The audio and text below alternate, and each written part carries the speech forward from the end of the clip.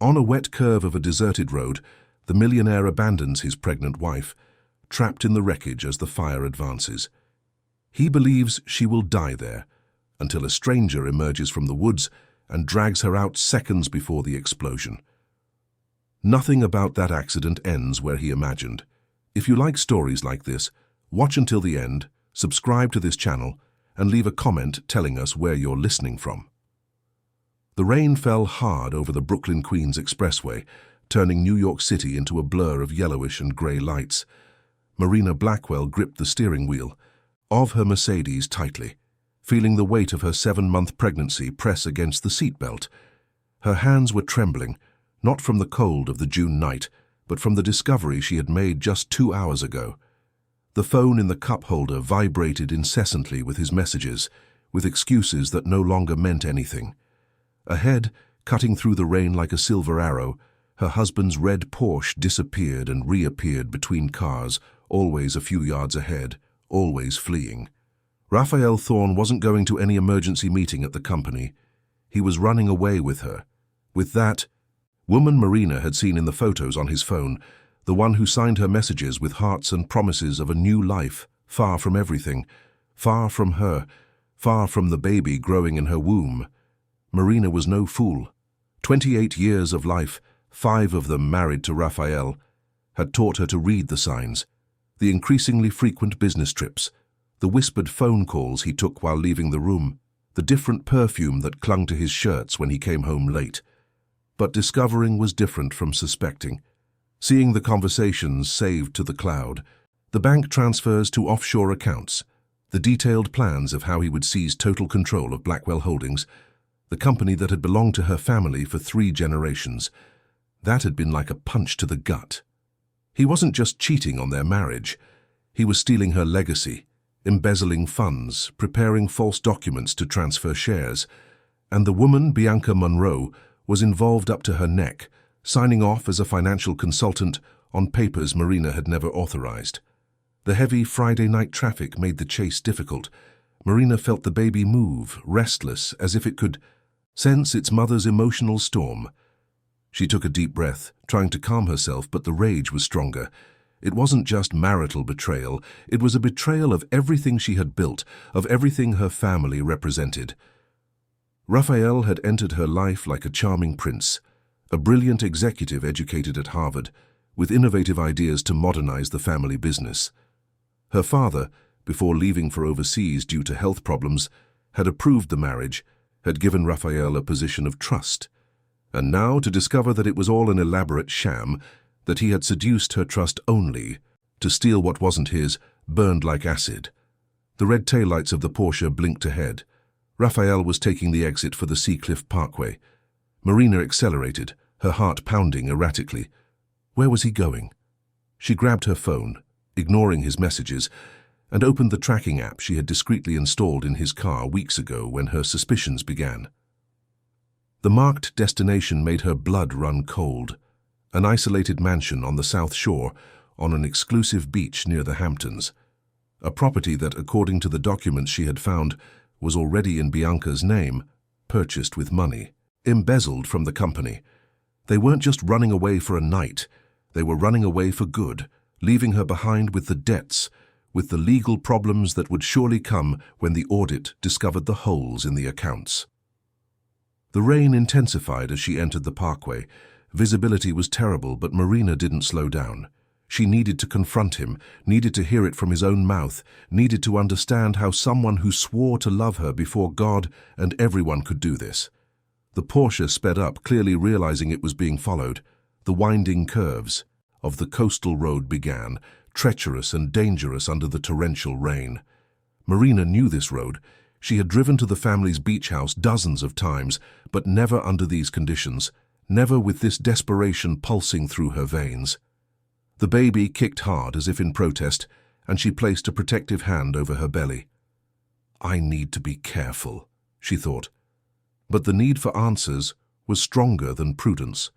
It was on a particularly sharp curve, where the parkway bordered a cliff covered in dense woodland, that everything fell apart. The Porsche braked sharply ahead, its brake lights flaring like a red alert. Marina instinctively slammed on the brakes, but the asphalt was soaked, treacherous. The tires lost their grip. The Mercedes skidded, spun, and she felt the exact moment when control slipped completely from her hands. The world became a whirlwind of lights and darkness. There was a violent impact as the car crashed through the concrete side barrier, a horrific metallic shriek of tearing metal, and then the sensation of falling. The Mercedes plunged down the steep embankment, tumbling, snapping tree branches, tearing pieces of the bodywork against rocks and trunks. Marina clung to the steering wheel, screaming, protecting her belly with one arm as she was tossed around like a rag doll. The airbag exploded in her face, the chemical smell invading her nostrils. Finally, after what felt like an eternity but was only seconds, the car came to a stop. It was on its side, partially wedged against a large tree, just a few feet from a stream that ran at the base of the ravine. The silence that followed was broken only by the sound of the rain hitting the crumpled metal and her own ragged sobs. Marina tried to move. Sharp pain shot through her body. Her right arm was pinned between the steering wheel and the crushed dashboard. Blood dripped from a cut on her forehead, blurring her vision.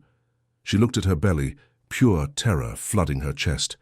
But there was no blood there, and the baby, her blessed baby, moved again, as if to say it was okay. Tears of relief mixed with those of pain. She tried to reach for her phone, but it had fallen somewhere inaccessible in the overturned car. Trapped. She was completely trapped. That's when she heard the sound of a car, stopping up on the parkway. Her heart leaped. Raphael, he had come back. He had seen the accident and come back to help her. Marina tried to scream, but her voice came out weak, muffled by the rain and the distance. She saw, through the cracked window, a figure approaching the edge of the cliff, a silhouette illuminated by a flash of lightning. It was Raphael. She would recognize that posture anywhere. He was standing up there, looking down. His eyes must be searching for the car, searching for her. Marina raised her left arm, waving frantically, ignoring the pain. "Down here, I'm here, help me." She saw when he located her, saw the exact moment his eyes met hers in the darkness illuminated by another lightning flash. And then she saw something that froze her blood. Raphael didn't come down. He didn't shout to ask if she was okay. He didn't take out his phone to call for help. He simply stood there watching. Another figure approached him, smaller, female. Bianca. The mistress placed a hand on Raphael's arm, pulling him. They exchanged words that Marina couldn't hear over the distance and the sound of the rain. And then, in the most cruel and calculated way possible, Raphael turned his back. He simply turned and walked back to the Porsche. Bianca followed him, casting one last glance down into the ravine before getting into the car. Marina watched, incredulous, horrified, as the red Porsche sped away and disappeared into the rainy night, leaving only its taillights that grew smaller and smaller until they vanished completely. He had abandoned her. Her husband, the father of her child, had looked at her trapped in the wreckage and simply driven away. There was no doubt now about his intentions. He wanted her. Gone, wanted her to disappear so he could have everything without complications. The physical pain paled in comparison to the pain of this absolute betrayal. Marina's consciousness began to waver. The adrenaline that had kept her awake was dissipating, replaced by exhaustion and shock. She felt her eyelids grow heavy. "No, I can't pass out. I have to stay awake. I have to get out of here. I have to save my baby." But her body wouldn't obey. The darkness began to envelop her like a suffocating blanket. Her last conscious thoughts were of the child she carried and the silent promise she made, "We will survive, and we will make him pay for this." That was when she heard it, a sound different from the rain. Footsteps.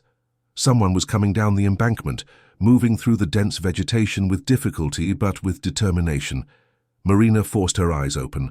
Through the haze of pain and blurred vision, she saw a figure emerging from the dark forest. It wasn't Raphael coming back. It was someone different, someone she didn't know. A tall man, soaked by the rain, wearing simple work clothes. He carried a powerful flashlight that cut through the darkness, like a blade. When the light illuminated the car's interior, her eyes met his, and Marina saw something in that gaze that wasn't pity, but deep understanding, as if this stranger understood exactly what she was going through. The stranger didn't hesitate. He moved with an efficient urgency, assessing the situation in seconds. Marina tried to speak, but her voice came out as only a hoarse whisper. The man approached the driver's window, which was partially open due to the shattered glass. "Hang on," he said, his deep voice carrying an upstate accent. "I'm going to get you out of there." He had tools, Marina vaguely realized. A crowbar, a small hydraulic jack, as if he were prepared for emergencies. Who was this man? Why was he here at this hour, in this isolated place? It didn't matter. What mattered was that he was trying to save her when her own husband had abandoned her. With precise and careful movements, the stranger used the crowbar to pry open the door, which was completely mangled. The metal gave way with a groan. He then squeezed halfway through the opening, assessing how Marina was trapped. "Her arm," he murmured more to himself than to her. "I need to release the dashboard first." Marina felt the car shift slightly as he worked, and panic seized her. What if the Mercedes plunged further down? What if it fell into the stream? "Easy," the man said, as if reading her thoughts. "I've already secured the car to the tree with cables. It's not going anywhere. Trust me." There was something in the certainty of that voice that calmed Marina slightly. She watched, half conscious, as he used the jack to create enough space between the steering wheel and the dashboard. The pain in her arm was excruciating, but when he finally managed to free her, Marina felt such immense relief that she almost fainted again. "Hold on to me," the stranger instructed, wrapping a firm arm around her. "We'll get out slowly. You're hurt, but the baby seems okay. Did you feel if anything is wrong?" Marina shook her head, instinctively placing a hand on her belly. The baby was still moving, small movements that were the most comforting thing in the world at that moment.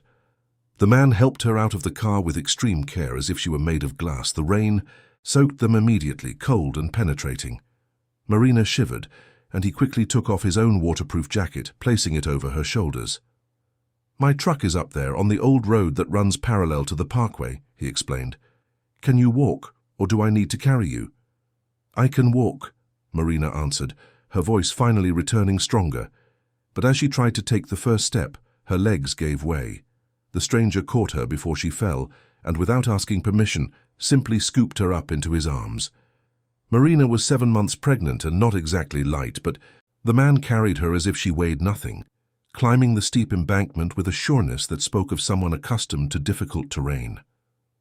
"Who are you?" Marina finally asked, her head resting against his shoulder from sheer exhaustion. "Why were you here? How did you find me?" "My name is Gabriel," he replied, his breathing only slightly altered by the effort of the climb. "Gabriel Forrester. I live on a property near here. I work with reforestation of the local woodland. I was heading home when I saw the red Porsche stop and then speed off again. I thought it was strange, so I stopped to check. I saw the skid marks and the broken barrier. You know the rest." There was something in his voice, a subtle bitterness when he mentioned the Porsche, that made Marina wonder if he had seen more than he was saying, if he had seen Raphael and Bianca looking down and driving away. They reached the old road, where an old but well-maintained Ford F-250 pickup truck was waiting with its headlights on. Gabriel gently placed her in the passenger seat, adjusting the seatbelt around her carefully so as not to press too hard on her belly. "I need to get you to a hospital," he said, already walking around to the driver's side. "You're in shock. You might have a concussion, and we need to check if everything's okay with the baby." Marina wanted to agree, wanted to go straight to the best hospital in New York, but a part of her mind, the part that was still functioning logically despite the trauma, flashed a red alert. "No," she said abruptly. Gabriel paused, one hand on the ignition key, looking at her in surprise. "I can't go to a hospital, not yet." He frowned. "Mom, you need immediate medical attention." "I know," Marina interrupted, her voice gaining a desperate urgency. "But you don't understand. My husband, he saw me down there. He saw me alive and he drove away. He left me to die. If I show up at a hospital now, if he finds out I survived before I can protect myself, he'll finish the job." Gabriel was silent for a long moment, processing those words. The rain drummed on the roof of the truck, creating a steady rhythm that filled the tense silence. Finally he spoke, his voice low and controlled. "I don't know who your husband is, but if what you're saying is true, then you need a different kind of help." Marina stared at him, trying to read that face marked by the scars of outdoor work, those eyes that seemed to carry their own secrets. "Why are you helping me?" she asked. "You don't know me. You could have just called the police and left." Gabriel looked away, focusing on the rain beyond the windshield. "Let's just say I know what it's like to be betrayed by someone you trusted completely. I know what it's like to watch your world fall apart and have no one to help you. I won't do to someone else what was done to me. Leave someone to fend for themselves when they need help the most." There was a story there, Marina realized, a story of pain that echoed her own. "Do you trust me?" Gabriel asked, turning back to her. "I have a friend who's a doctor, works at a discreet private clinic in the area. She can examine you without official records, without alerting anyone. Afterward, if you want, my house is safe, you can stay there until you figure out what to do." Marina knew she was being reckless. She had known this man for less than 30 minutes. But what was the alternative? Go back to her apartment in Manhattan, where Raphael had all the keys and all the access? Go to her parents' house, who were on an extended trip through Europe because of her father's health problems. Her friends were also Raphael's friends, part of the same elite New York social circle. There was no one she could completely trust. "I trust you," she said finally, and was surprised to realize that she actually did. Something about this stranger, about the way he had rescued her without a second thought, about the way he carried his own emotional scars, spoke of a character that Raphael had never possessed. Gabriel nodded and started the engine. The drive to the clinic took 20 minutes on back roads that wound through small coastal towns. Marina tried to stay awake, but exhaustion weighed on her like an anchor. Gabriel drove skillfully, dodging potholes, maintaining a steady speed that didn't jostle her too much. He turned the radio on low, a station playing soft classic rock, and that, strangely, helped to calm Marina's shattered nerves. The clinic was a modest building on a quiet residential street in Bay Shore. Gabriel parked in the back and helped Marina out, supporting her as he rang the service doorbell. A woman in her mid-40s, with graying hair tied in a bun, answered quickly. Her eyes widened when she saw Marina's condition. "Gabriel, what happened?" she asked, already guiding them inside. "Car accident," he answered succinctly. "She's 7 months pregnant, has cuts, possible concussion, needs a full evaluation. And Dr. Mendez, she asked for discretion. No official records." The doctor, Dr. Lucy. Mendez, according to the nameplate on her lab coat, observed Marina with a sharp, understanding gaze. "Understood. Come on, dear. Let's take care of you and this baby." The next 2 hours were a blur of exams, bandages, and an ultrasound. Dr. Mendez worked with quiet efficiency, asking medical questions but respecting boundaries, when Marina clearly didn't want to go into detail about how the accident had happened. "The baby is fine," she announced finally, pointing to the ultrasound monitor where a tiny heart was beating strong and steady. "Perfect heartbeat, good position, no signs of placental abruption. You were very lucky." "You were very lucky too," she added, cleaning a deeper cut on Marina's forehead. "A few more inches, and that could have hit your temple. You're going to have some serious bruises, and you'll be in pain for the next few days, but nothing that will compromise your health or the baby's in the long run." Marina felt tears of relief stream down her face. Her baby was okay. Despite everything, despite Raphael's betrayal, despite the terrible accident, her child was safe inside her. "Thank you," she whispered to the doctor. "Thank you for helping me." Dr. Mendez squeezed her hand gently. "Gabriel is a good man. If he brought you here, it's because he trusts me and believes you need help. I won't ask questions you don't want to answer, but if you need anything, I'm here." She handed Marina a card with a cell phone number. "This is my personal number. Call any time if you feel anything different, any contractions, any bleeding." "Promise?" Marina promised, clutching the card as if it were a talisman. When they left the clinic, day was breaking. The rain had stopped and the sky was beginning to lighten with shades of pink and orange.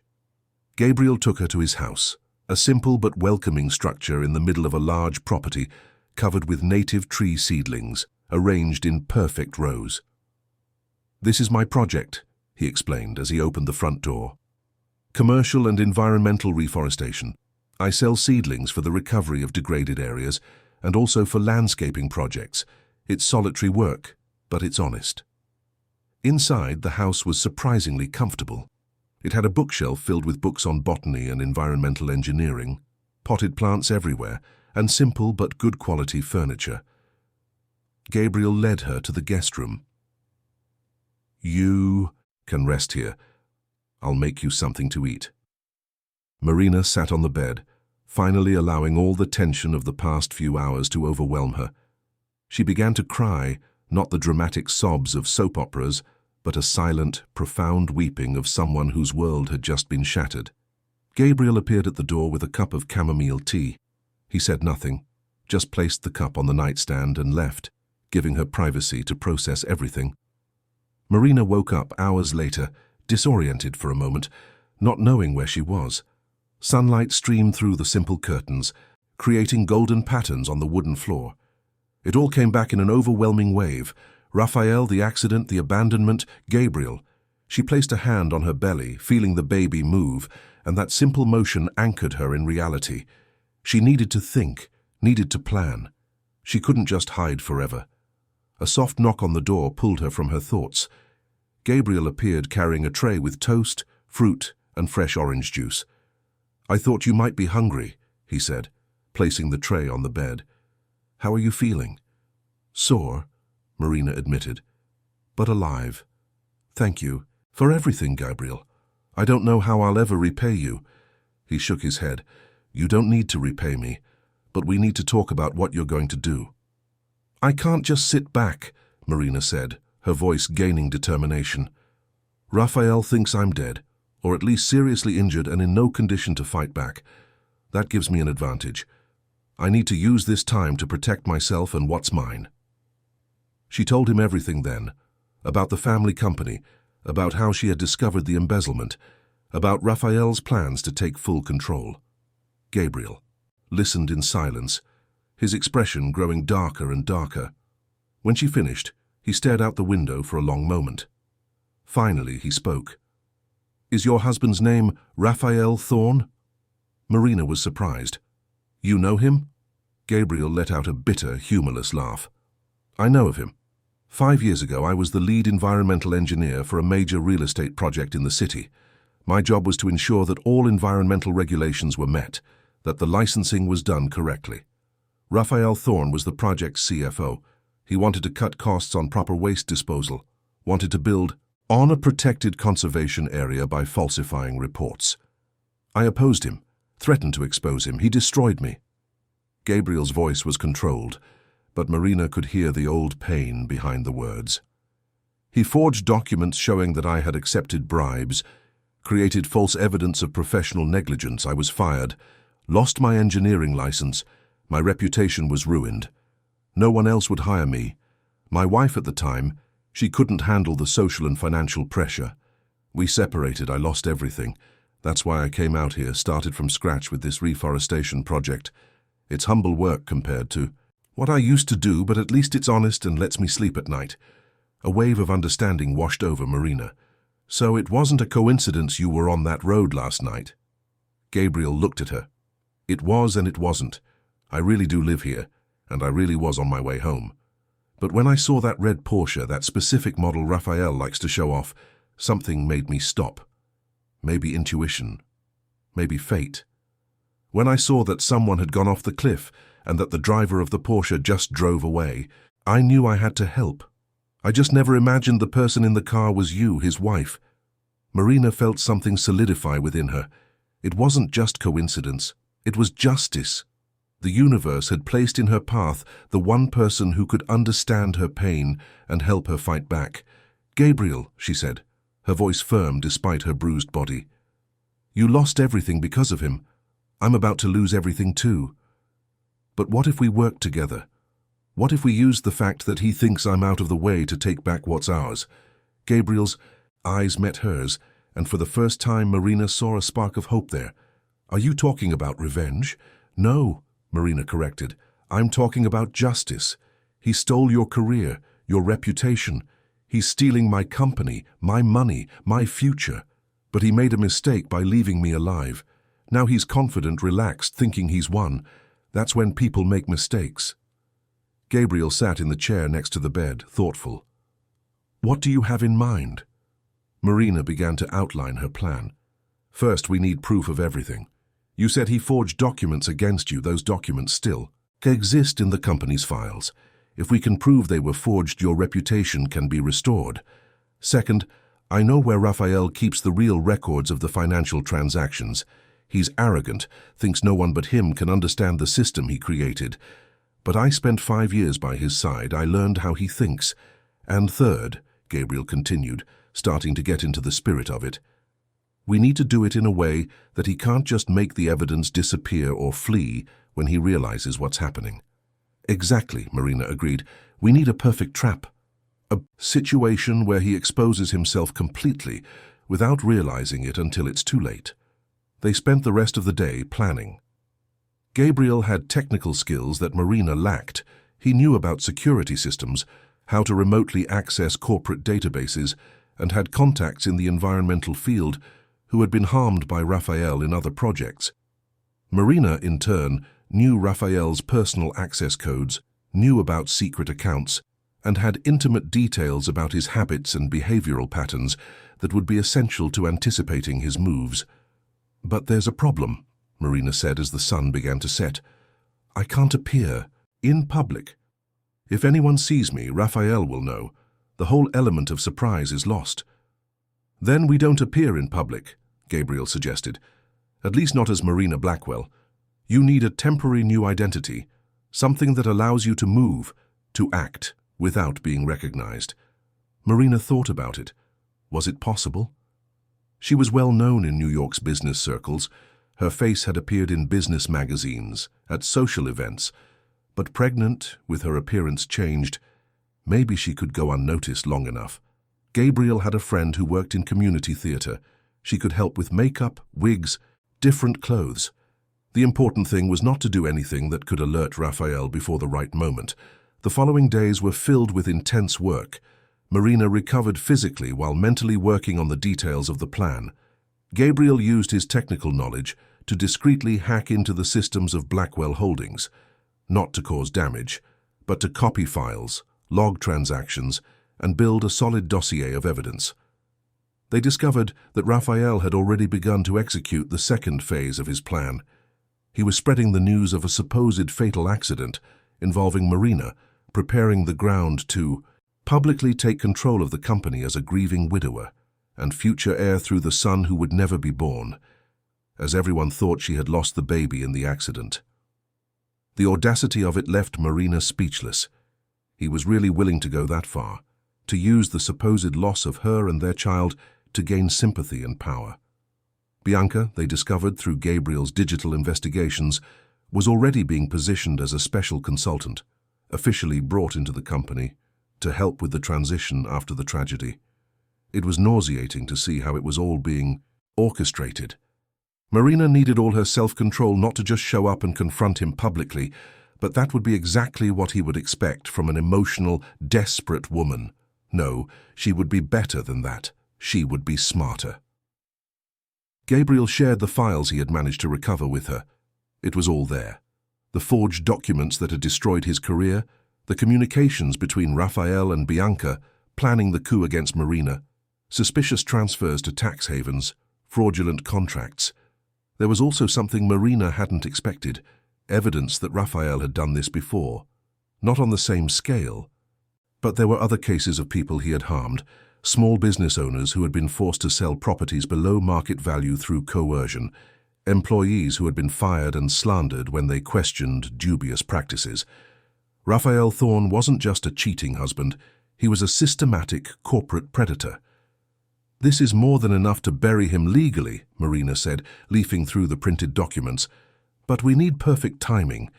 If we hand this over to the authorities now, he'll have time to create counter-evidence, to hire the best lawyers to make it all disappear. Men like him always have an escape route. So we catch him in the act, Gabriel suggested. We make him commit a mistake so obvious, so public, that there's no way for him to escape." Marina smiled, a smile that held no warmth, only cold determination. "Exactly. And I know how to do it. Raphael has one weakness, his ego. He loves being the center of attention, loves showing off his power, and he's planning a big event in 3 weeks." "What event?" Gabriel asked. "The annual Blackwell Holdings Gala," Marina explained. "It's the company's biggest social event, bringing together investors, politicians, the press. Raphael is planning to use the event to officially announce his new position as CEO and to present his most ambitious urban development project, the project that will use the embezzled money and destroy environmentally sensitive areas." Gabriel nodded slowly, understanding where she was going. "So we show up at the gala?" "No," Marina corrected. "I show up at the gala, but not as Marina Blackwell, the wife who's supposed to be dead. I show up as an international investor interested in the project, someone Raphael will want to impress, will want to win over to secure more capital. And when he's confident, when he's showing off for everyone, that's when we reveal everything." "It's risky," Gabriel pointed out. "If he recognizes you before it's time—" "He won't," Marina said with conviction. "I'll look different. My hair, the way I speak, my clothes, and I'll be almost 9 months pregnant. Raphael always saw me as the decorative wife.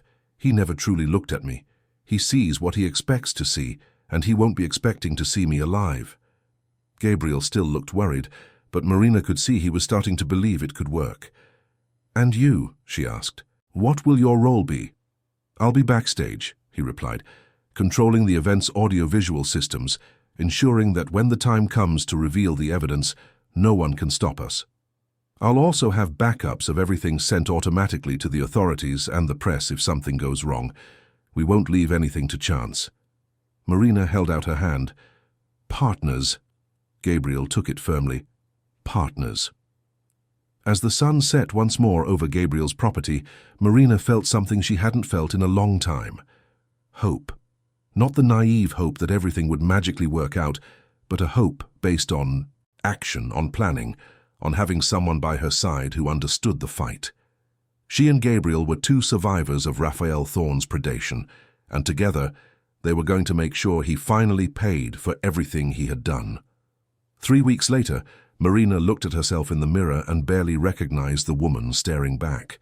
Her hair, once a natural light brown that fell in soft waves over her shoulders, was now a deep black, cut in a modern, sophisticated bob. Dark contact lenses completely changed her expression. The heavy but elegant makeup applied by Gabriel's friend who worked in theatrical makeup altered the shape of her face, and the enormous 8.5-month belly, which she concealed under an emerald green evening gown she would never have worn in her previous life, completed the transformation. She was no longer Marina Blackwell, the gentle heiress. She was Melissa Andrade, a Portuguese investor based in the US, with an interest in sustainable urban development projects. Gabriel adjusted the nearly invisible audio device in her ear. "I can hear you perfectly," he said, his voice coming clearly through the tiny earpiece. "Remember, stay calm, let him show off, and when I give the signal, you move to the balcony where I've installed the special cameras. It will be broadcast live to all the screens in the ballroom and simultaneously sent to the authorities." Marina nodded, taking a deep breath to control her nerves. The baby kicked hard, as if encouraging its mother. "We're in this together," she whispered to her belly. "We're going to get justice for us and for everyone he's hurt." The Blackwell Holdings Gala was being held at the St. Regis, one of New York's most exclusive hotels. Marina arrived in a rented car, presenting her fake but perfectly forged invitation. At the entrance, the security guard didn't even blink, just nodded politely. Inside, the ballroom was stunning. Crystal chandeliers, tables decorated with extravagant floral arrangements, waiters circulating with champagne and canapes. The business elite of New York was all there, dressed in their finest attire, laughing and talking as if the world were always this perfect and bright. Marina felt a pang of bitterness. How many of these people knew what Raphael really was? How many simply chose not to see? She took a glass of sparkling water, pretending it was champagne, and circulated through the room. She needed to be seen to attract enough attention for Raphael to take an interest, but not so much as to arouse suspicion. It was easy. An elegant, pregnant woman, alone at such an event, naturally drew curious glances. Soon, one of the company's managers approached her with that professional smile of someone sniffing out a potential investor. "Good evening, madam. I don't believe we've had the pleasure." "Melissa Andrade," Marina replied, with a slight Portuguese accent she had practiced exhaustively. "Independent investor. I heard about your urban development project and came to learn more." The manager practically beamed. "Allow me to introduce you to our new CEO, Raphael Thorne." Marina felt her heart race. She was about to face the man who had tried to erase her from existence. She kept her expression neutral as the manager guided her across the ballroom. Raphael was at the center of a group of admirers, telling some story that made everyone laugh. He was impeccable in his Armani tuxedo, his hair perfectly styled, that charming smile that had once won Marina over, now looking like a grotesque mask. Beside him, like a beautiful and dangerous shadow, was Bianca Monroe, wearing a red dress that was strategically eye-catching yet professional enough not to seem out of place. "Mr. Thorne," the manager interrupted politely, "allow me to introduce Melissa Andrade, a Portuguese investor interested in our project." Raphael turned, and for the first time in weeks, Marina was face to face with her husband. Her stomach churned, but she maintained a calm and slightly bored expression, as befitted an international investor accustomed to high-level deals. Raphael's eyes scanned her face, her figure, but there was no recognition there, only the usual calculating interest when he saw a business opportunity. "Ms. Andrade," he said, taking her hand, and kissing it in the old-fashioned European style he thought was impressive. "It is an immense pleasure. I must say it's rare to see investors from Portugal taking an interest in our American projects." Marina smiled coolly. "My interest is in projects that promise a quick return and a significant impact on the real estate market," she replied. "And from what I've researched, your urban development project on the south side has the potential for both." Raphael lit up like a child in a candy store. "Ah, so you've done your homework. Excellent. Come, let me show you the presentation." As he guided her to the area where large screens displayed renderings of the project, Bianca followed them with a calculating gaze. There was something in the way she watched Marina that was unsettling, almost as if she suspected something. Marina ignored it, focusing on Raphael as he went into sales mode, explaining how the project would transform an entire neighborhood, how the profits would be stratospheric. What he didn't mention, of course, was that the neighborhood to be demolished was a historic area with dozens of families who would be displaced. That part of the area was environmentally protected, and that the approval documents had been obtained through bribery. Marina listened, asking intelligent questions that fed his ego, making him more and more confident. In her ear, she heard Gabriel whispering directions, telling her when to pull for more information, when to let Raphael expand. "Your technical knowledge is incredible," Marina said at one point, feigning admiration. "It must be the result of years of experience." "Oh, yes," Raphael boasted. "Years of experience navigating American bureaucracy. You know how it is, sometimes you have to be creative to make things happen. Ignore some obsolete environmental regulations, speed up processes with the right contacts."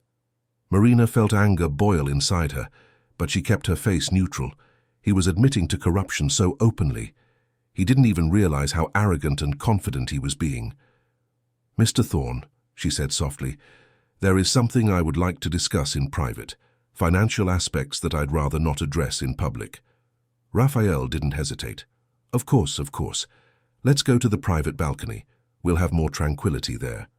Bianca stepped forward. "Raphael, perhaps I should accompany you." "Not necessary, my dear," Raphael said distractedly, already focused on Marina and the millions he thought she represented. "Take care of the other investors. I'll be back shortly." Bianca frowned but didn't insist.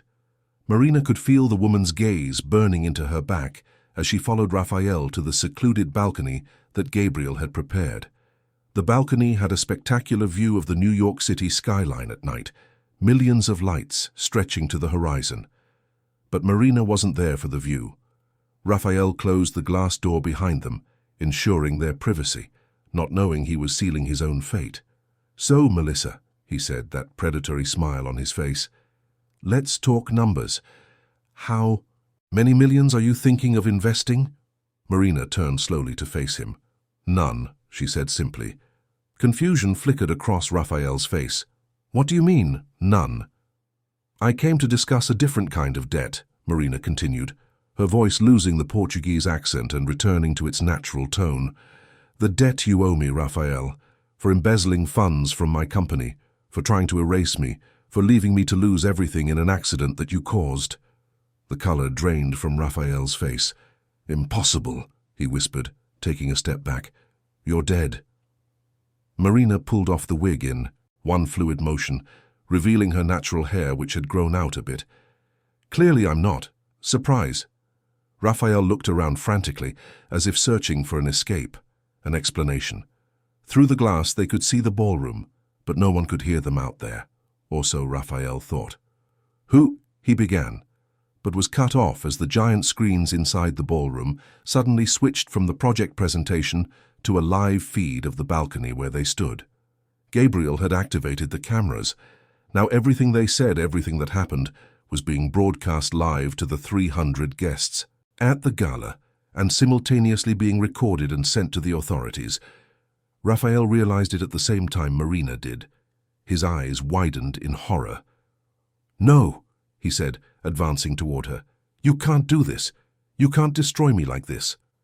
"I already have," Marina replied calmly, keeping her distance.